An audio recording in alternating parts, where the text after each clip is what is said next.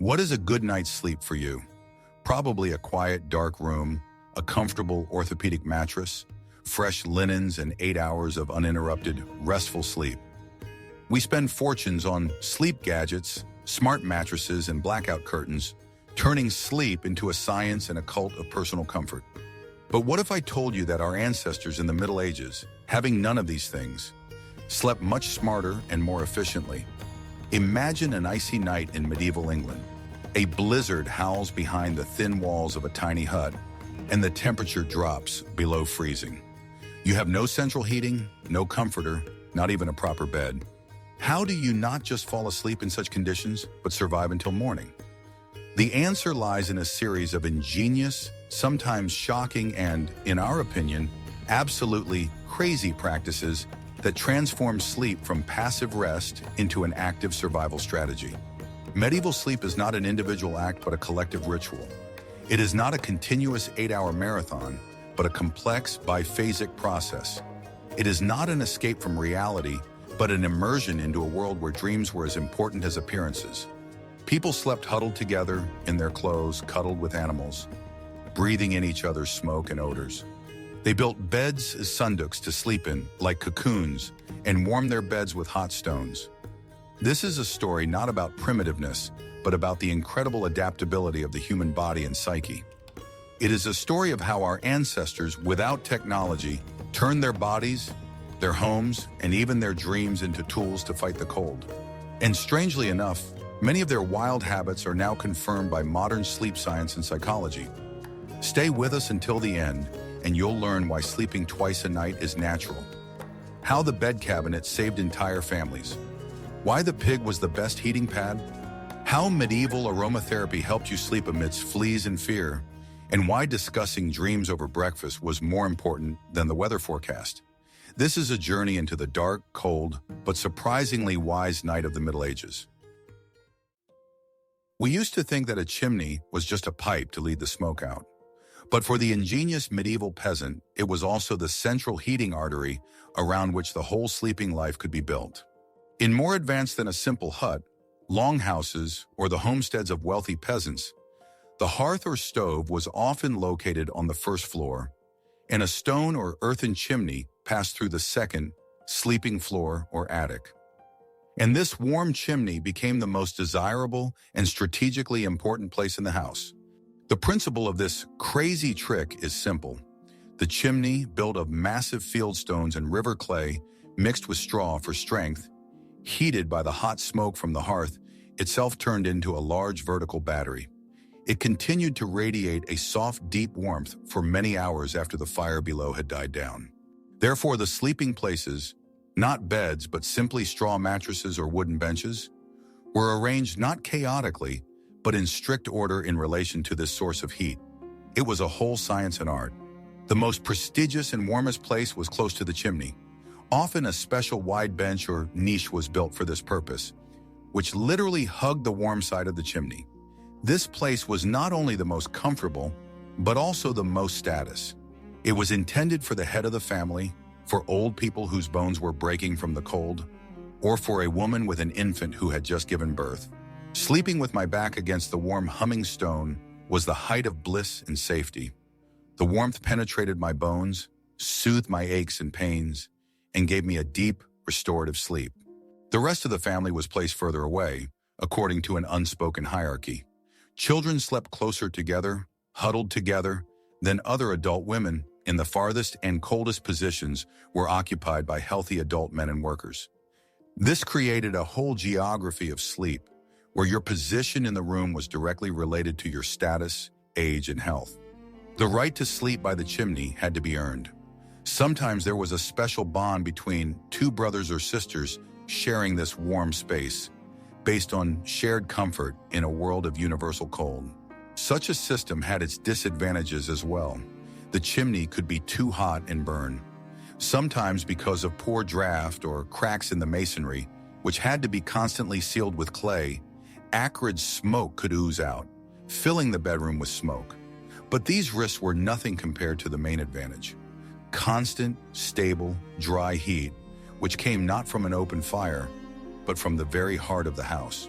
Besides, the warm surface of the chimney was the perfect place to dry wet woolen stockings, mittens, and even bundles of medicinal herbs, which as they dried, filled the room with a faint aroma. This practice also influenced architecture. Houses were built to maximize the use of chimney heat, making sleeping quarters small and compact, clustered around this vertical heat axis. Why it's smarter. We spend huge amounts of money on complex heating systems with radiators and pipes. Our ancestors created a simple but ingenious central heating system where the only radiator was the chimney itself. They utilized the residual heat that in our homes simply escapes into the atmosphere.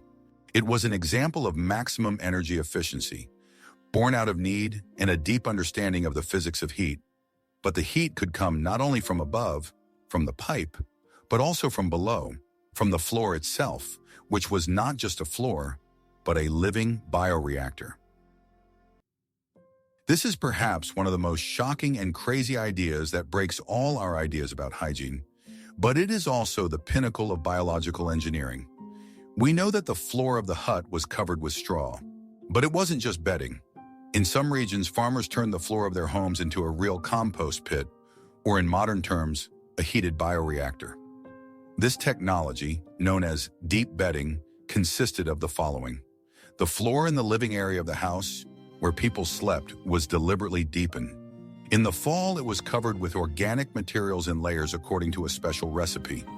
A layer of dry straw or peat for drainage, then a layer of green material, fresh manure of animals kept in the adjacent stable, kitchen waste, fallen leaves. Then again, a layer of brown material, dry straw, ferns. This layer cake was not removed throughout the winter, but only fresh straw was piled on top to keep it relatively clean. In the depths of this thick, moist cushion, active processes of microbial decomposition, aerobic combustion, or fermentation began. This process, as any gardener who makes warm beds knows, generates a tremendous amount of heat. The floor of the hut literally began to burn from the inside, heating the room from below. It was a living, breathing furnace under my feet. The temperature inside such a fermenting layer could reach 140 degrees Celsius. This heat rose upwards, creating a constant, even heating of the entire dwelling. This was an ingenious, warm floor system powered by organic waste. People slept right on that floor, on a thick top layer of fresh straw that insulated them from the dampest and dirtiest part, but let in precious warmth. They slept on a living, breathing, warm heating pad that they had created themselves. Of course, the price for such warmth was high. The smell in the hut was unimaginable, a pungent mixture of stale organic matter, ammonia, and damp earth. It was an ideal breeding ground not only for beneficial bacteria, but also for fleas, ticks, and other parasites. Hygiene was sacrificed for warmth. Such a floor also required maintenance. From time to time, it had to be torn up with a pitchfork to provide oxygen for bacteria and to prevent anaerobic decay, which produces methane and hydrogen sulfide. In the spring, this warm floor, which had already turned into first-class, nutrient-rich compost, was raked up and taken to the fields as fertilizer. In this way, 3 tasks were solved at once: waste disposal, heating the home, and fertilizing the soil for future crops. It was a closed, waste-free ecosystem. Why it's smarter? We struggle with organic waste, putting it in landfills and polluting the environment. Our ancestors turned waste into a valuable resource. They created the technology that today underpins bioenergy and permaculture. They intuitively realized that decay is not the end, but the beginning of a new cycle capable of producing not only fertility, but also vital heat. A night in a medieval bed was a battle not only against the cold, but also against invisible enemies: fleas, lice, bedbugs, and mites that swarmed in straw mattresses and woolen clothes. These parasites not only caused unbearable itching and disturbed sleep, but also carried deadly diseases such as typhus. To survive, the peasants needed a radical method of disinfection, and they found it. It was the smoke bath, the shocking practice of fumigating the home before going to bed, turning the house into a smokehouse to drive out evil. Once every few days or once a week before going to bed, a smoking ritual was performed in the hut. It was a sacred act, All the cracks in the smoke hole were tightly plugged with old rags. In the hearth, they did not build an ordinary fire, but a smoky fire made of specific woods and plants. Most often, raw alder, juniper branches, bitter wormwood, or sawdust were used for this purpose. The head of the family could whisper incantations, asking the smoke to cleanse the house not only from creeping creatures, but also from the evil eye and whispered disease. The hut quickly filled with thick, acrid, choking smoke. The family would go outside even in the freezing cold, wrapped tightly in their cloaks, and watch as their house seemed to exhale evil. The smoke penetrated every crevice, every fold of clothing, and the straw mattress. Its antiseptic and insecticidal properties were well known. The resins and phenols in the smoke killed most of the parasites and their larvae that could not withstand such a chemical attack. After a while, when the smoke bath was over, the door was opened, the room was ventilated from the thickest smoke, but its odor and fine particles remained in the air and on all surfaces. It was in this smoky, sanitized atmosphere that the family went to bed. Sleeping in such an environment was peculiar. The air was heavy, smelling of cinders and bitter herbs. In the morning, people woke up with a sore throat and watery eyes. Their hair and clothes were soaked with the odor of smoke. They were literally smoked. This odor became their second skin, a kind of repellent that repelled parasites even outside the house. But this procedure gave them several hours of peaceful, blissful sleep without insect bites. Moreover, it was believed that such smoke not only killed parasites, but also expelled the spirit of sickness and other evil from the house. It was both a hygienic and ritual procedure that cleansed the space on a physical and spiritual level. Why it's smarter? We use harsh chemical insecticides that poison us and the environment. The medieval smoke bath is an example of the use of powerful natural antiseptics. Peasants, not knowing chemistry, understood that the smoke of certain plants had a disinfectant effect. They used the same method to preserve food, smoking meat, and to preserve their own health. It was a brutal, unpleasant, but holistic and environmentally friendly approach to disinfection. We used to think that we had to eat before going to bed in order to sleep soundly, but with every bit of food counting, especially in late winter, some communities practiced a totally counterintuitive and crazy thing called hunger sleep, or foodascesis. It was a risky but logical strategy to save energy, which has survived in the echoes of folklore and records of monastic orders who lived on a subsistence level. Instead of a carbohydrate-rich dinner, the family ate a very modest, almost symbolic meal long before bedtime. Often it was just warm water with a decoction of herbs believed to soothe the stomach and dull hunger, such as heather or bitter wormwood. Sometimes a small piece of stale bread. They went to bed on a half-empty stomach, a conscious, collective decision made by the head of the family, who controlled the dwindling supplies. At first glance, it seems crazy. A hungry man sleeps restlessly, but there was a subtle physiological calculation behind this practice. The process of digesting food itself requires a huge expenditure of energy from the body, causing blood flow to the stomach and raising the internal temperature. By refusing to eat a late dinner, the peasant was saving those metabolic calories that his body could use for heating during the night. It was like putting out the extra lights in a house to save the main flame. Moreover, the slight feeling of hunger changed the character of sleep. It became more superficial, more like slumber, more intermittent. In such a state, a man was more sensitive to danger. He could be awakened by the slightest rustle, by the cracking of a branch outside, or by the crying of a child. In a world full of threats, this heightened vigilance was an advantage. Deep, well-fed sleep was an unacceptable luxury, almost a defenselessness. There was also a psychological aspect. Hunger sleep was a form of ascesis, a voluntary deprivation that strengthened the spirit. It taught patience, self-control, and humility in the face of circumstances. In Christian culture, fasting and abstinence were considered a virtue, a way to purify the soul and draw closer to God. Thus, forced hunger, dictated by necessity, was transformed into a conscious, spiritual feat, giving suffering a higher meaning. It was not just survival, but a test of faith. In the morning, after a long night, even the most humble food, a bowl of liquid porridge or a piece of bread, seemed incredibly delicious and valuable. This practice sharpened the senses and taught you to appreciate the little you had. Hunger made food taste divine. Why it's smarter. Our society is suffering from an epidemic of overeating. We eat at night, overloading our digestive systems, leading to poor sleep and weight gain. The practice of starvation sleep is an extreme example of what is now called interval fasting. Our ancestors intuitively understood that periods of abstinence from food could be beneficial to the body, allowing it to rest, cleanse, and switch into energy-saving mode. They turned lack of food from a curse into a tool for survival and spiritual growth. We have already talked about collective sleep, but the practice of common skin took this idea to its logical and most extreme limit.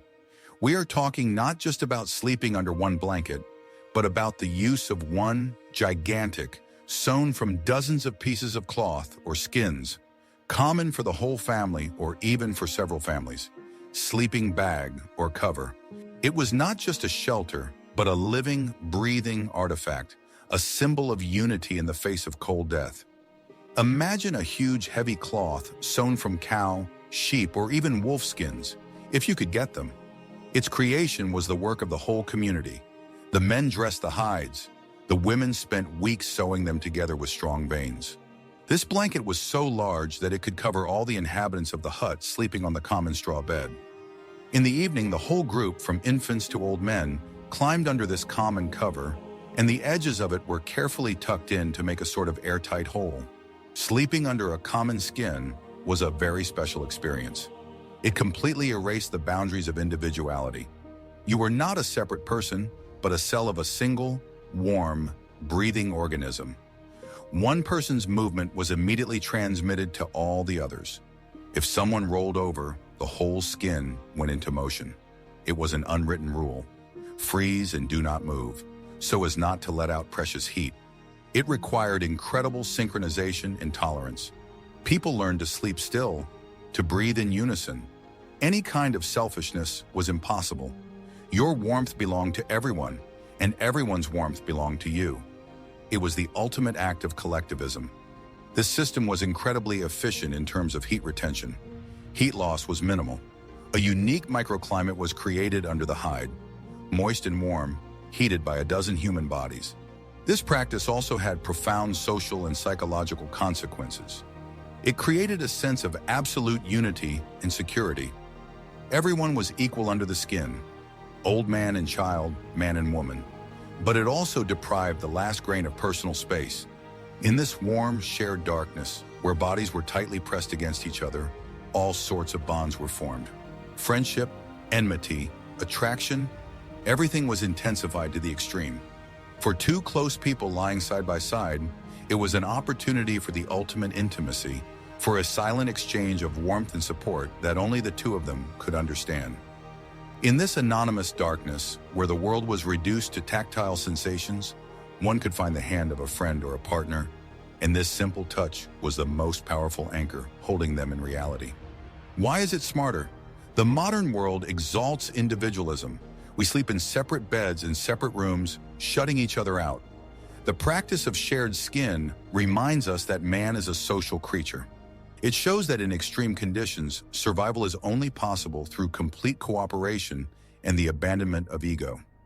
It is a radical lesson in the power of the collective, that together we are warmer, stronger, and safer than alone. Not only physical but also psychoacoustic techniques were used to combat cold and anxiety. One of the most unusual and crazy was the practice of collective rhythmic breathing and humming before going to sleep, turning a group of people into a kind of resonating living organism. After laying down on a common bed, under a common skin, the family or community did not simply fall asleep in silence. At the signal of an elder or chanter, usually a woman with a low, strong voice, they began to breathe in a single, slow rhythm. A deep inhalation through the nose, a slow, long exhalation through the mouth. Sometimes this exhalation was accompanied by a low, monotonous humming sound. Or ooh. It wasn't a song, it was pure vibration. The hut was filled with a low-frequency vibration that could be felt with the whole body. This hum, created by dozens of people, acted on the psyche like a powerful tranquilizer. It calmed the nervous system, slowed down the heartbeat, and induced a state close to a meditative trance. The fears and anxieties of the day, thoughts of hunger and illness, dissolved into this common sound wave.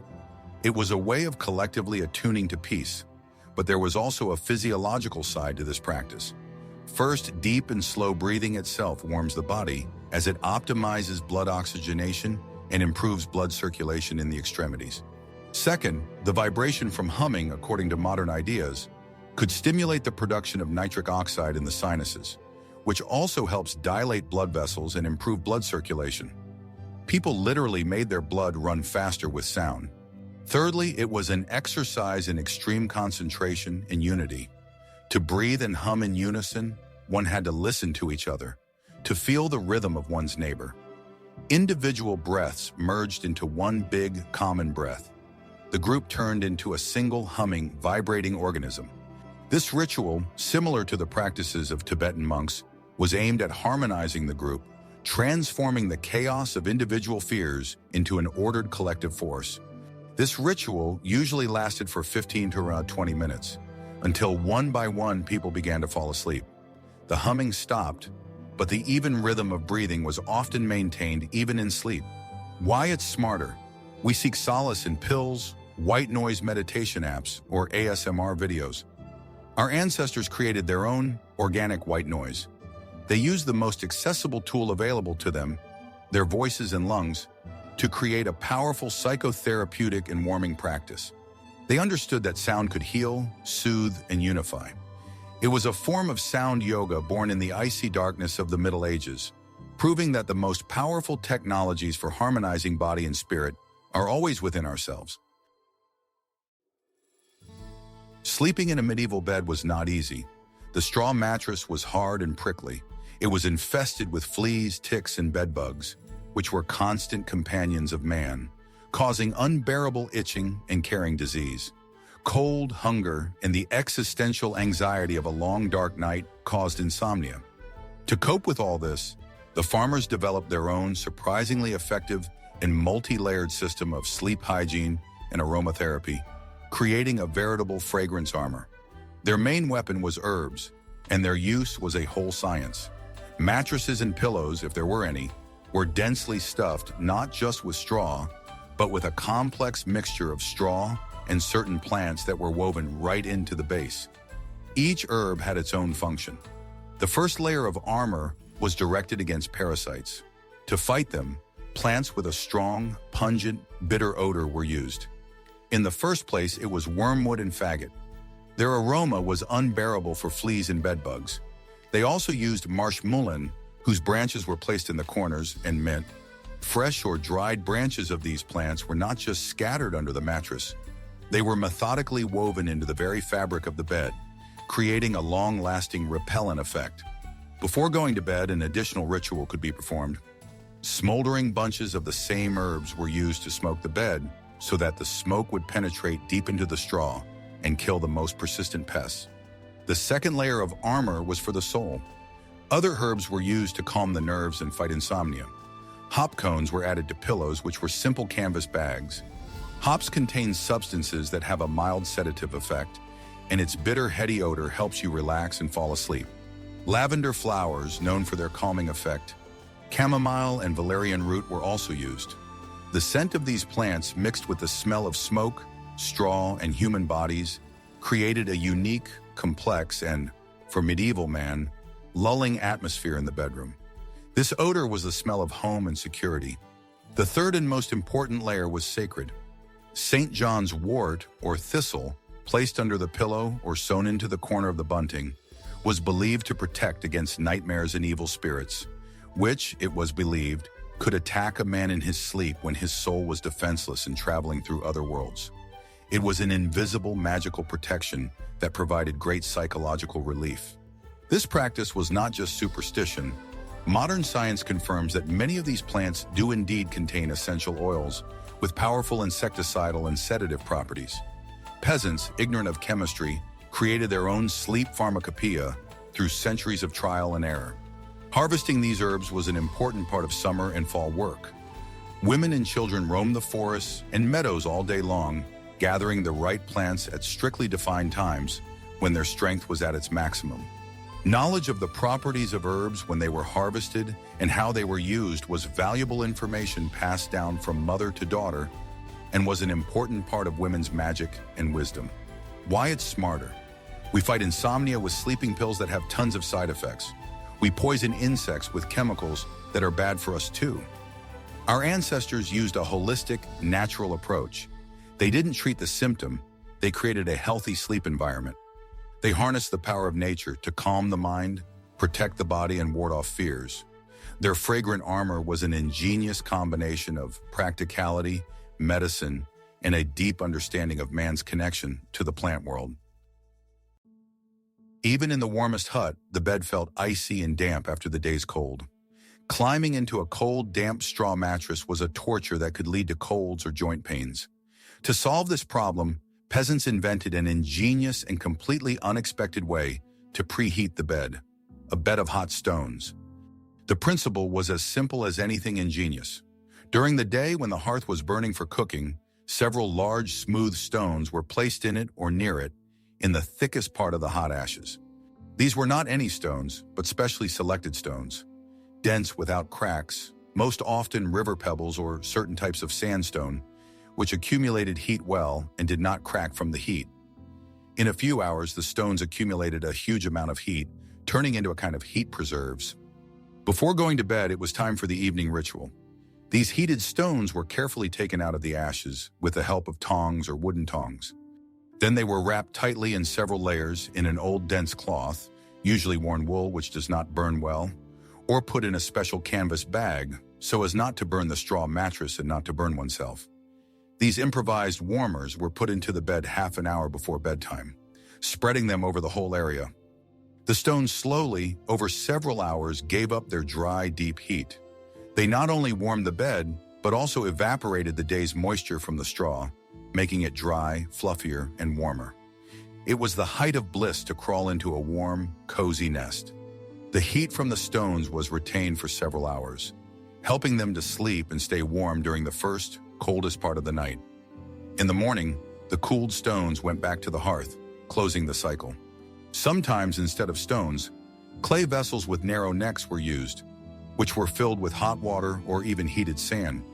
Such bottles were even more effective and safe, but also more fragile. This method required caution and experience. A poorly wrapped stone could cause severe burns or, even worse, set fire to the straw, destroying the whole family in their sleep. Therefore, only adults and the most responsible members of the family, most often the lady of the house, could be entrusted with this procedure. This practice was especially important for the most vulnerable, the sick, the elderly, and small children. A warm bed helped relieve rheumatic joint pain in the elderly, soothe a coughing child, and give the sick person precious strength to fight the disease. It was the most primitive but effective form of physiotherapy. Why it's smarter? We use electric blankets and warmers, which consume energy and can be dangerous due to malfunction. The medieval stone hearth warmer is an example of a perfect use of residual energy. The heat of the hearth, which would have gone to waste anyway, was stored and reused to create personalized comfort. It is a zero-waste, environmentally friendly, and completely free personal heating technology. It is again a demonstration of incredible peasant ingenuity and the ability to capitalize on the simplest of things, turning them into survival tools. We've already talked about the sleigh bed, but there was a more flexible and perhaps even more crazy technology for creating a personalized warm space: the sealed sleeping cocoon. The trick was to create a virtually airtight tent inside the room, insulating the sleepers from the rest of the cold space and turning their own breath into a heating system. It was realized with heavy curtains. But these were not just curtains. They were thick cloths made of the coarsest woolen cloth, which itself is an excellent insulator. For maximum effectiveness, this fabric was often additionally treated with wax, animal fat, or linseed oil to make it as windproof and waterproof as possible. These heavy, sticky curtains were hung from ceiling beams around a common straw mattress, creating a kind of tent or yurt inside the house. The edges of the curtains were tucked tightly under the mattress or pressed to the floor with stones, leaving not a single gap for a draft. The result was a small enclosed space, completely insulated from the cold air of the hut. The volume of air inside this cocoon was minimal. The breath of a few sleeping people quickly warmed this air. The moisture evaporated by their bodies and breath also remained inside, creating a warm and very humid, almost bath-like atmosphere. It was a veritable greenhouse, powered by human heat. Sleeping in such a cocoon was, from a modern point of view, uncomfortable. The air was heavy, stale, smelling of worn wool, sweat, straw, and the grease that soaked the curtains. In the morning, frost would condense on the inside of the curtains, which would melt and drip on the sleeping people. But for medieval man, these were trifles compared to the main advantage: warmth. The temperature inside such a cocoon was much higher than outside. This made it possible to sleep without wasting precious body energy on heating, even if the fire in the hearth was completely extinguished. This technology was especially popular in homes where there was no massive stove, and the only source of heat was an open hearth. The sleeping cocoon became the only chance to survive the icy night. In this closed, intimate space where the world shrank to the size of a single bed, all social barriers were erased. There were only bodies here seeking warmth. At night, in the darkness of the cocoon, you could hear everyone's breathing, feel the warmth of your neighbor. This extreme closeness created a special feeling of unity and security. The rest of the world, with its cold, dangers, and spirits, remained outside, behind a thick, impenetrable veil. Inside, there was only warm, sleepy, living darkness. Why it's smarter? We heat huge bedrooms, wasting enormous resources to maintain a comfortable temperature throughout the room. The sleeping cocoon principle is an ingenious example of spot heating, energy-efficient heating. It does not heat the room, but only the space needed for sleeping. It is a philosophy of minimalism and rational use of resources brought to the absolute. It is a lesson in how to create comfort, not by changing the entire environment, but by creating the ideal microclimate where it is really needed. For a modern person, sleep is primarily a physiological process, a time of rest and recovery. For the medieval peasant, everything was much more complicated. Sleep, especially in the long and dark winter, was not just a rest, but a dangerous and important journey of the soul to the beyond. And dreams were not a subconscious game, but direct messages, prophecies, and warnings. It was believed that in dreams, the soul leaves the body and wanders through other worlds, where it can meet the souls of dead ancestors, saints, angels, but also demons, witches, and other evil. That's why they prepared for going to bed as a ritual. They read the evening prayer, asking for protection from their patron saint. At the headboard, they could put amulets, a cross, a bag with salt, or protective herbs. Winter dreams, in the period when the world of the living and the world of spirits were as close as possible, were considered especially meaningful. What was dreamt on holy days could predict the fate for the whole next year. In the morning, over a meager breakfast, one of the most important social rituals began: the collective interpretation of dreams. Each member of the family would tell what he or she had dreamed, and this was not idle chatter. Dreams were analyzed, compared, and searched for signs and omens. A dream of a cow could mean coming wealth, or it could mean illness, depending on its appearance and behavior. To see a dead relative in a dream was considered an important message. He could warn of danger or give advice. Nightmares were not just bad dreams, but evidence of an attack by evil forces and required purification rituals. The dreams of the head of a family or an elder were considered especially important. His dream could concern the whole community, predicting the harvest, the death of livestock, or war. The dreams of the head of a family or an elder were considered to be very important. In this process of interpretation, the whole psychology of medieval man manifested itself. Dreams were a way of processing the day's fears, anxieties, and hopes by putting them into symbolic form. Discussing dreams was a form of collective psychotherapy. By sharing their dreams, people shared their innermost feelings and received support and advice from the community.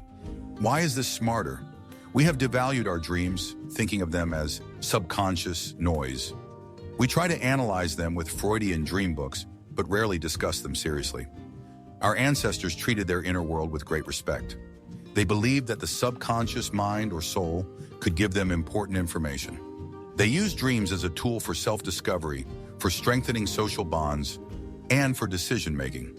They lived in a world where inner reality was as important as outer reality. And in this holistic approach to the human psyche, perhaps lies their unexpected wisdom. The life, and especially the sleep, of the medieval Englishmen in winter was full of hardship and difficulty. But they were not a story of hopelessness. It was a story of incredible resilience and ingenuity, a story of how people, with almost nothing, managed to create warmth and sustain life through ingenious and sometimes quite crazy tricks. They slept in 2 bouts, turning the night into productive time. They built cocoon beds so as not to miss a single drop of precious warmth.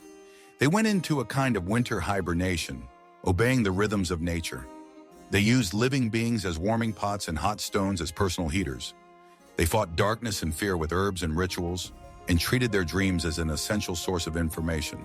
Studying their experience, we see that genius does not always lie in sophisticated technology.